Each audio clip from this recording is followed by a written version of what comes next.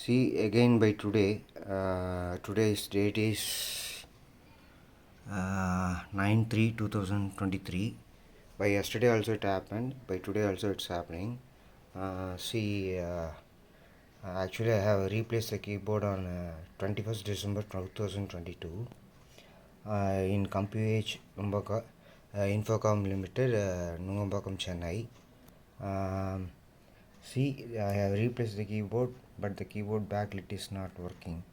You could see to that. See, there is no. Already there was a problem regarding the LED lighting. No, nothing is glowing out. Let me clean the place. See, the backlit is not lighting up. See, backlit is not working.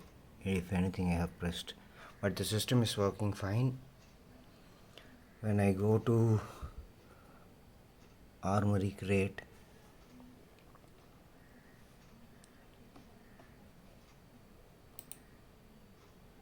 everything is well and fine. See, in RFX I have kept the keyboard under static condition. The pressure pad is working fine, well and good. When I click it, see, right now it's glowing up. Every time it doesn't boots up, it has to be switched on to only. Switched on means by default it is switched on. By default it will be switched off. I have to go manually switch on again.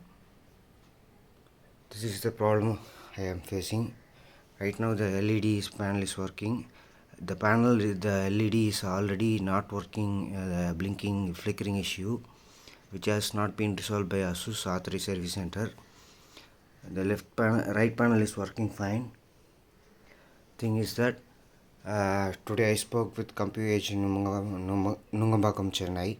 They said that you have to contact F1 Solutions, that they are not carrying out of warranty products, it seems.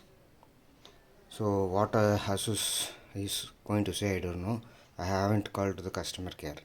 Thank you. But the worst service I have experienced with ASUS.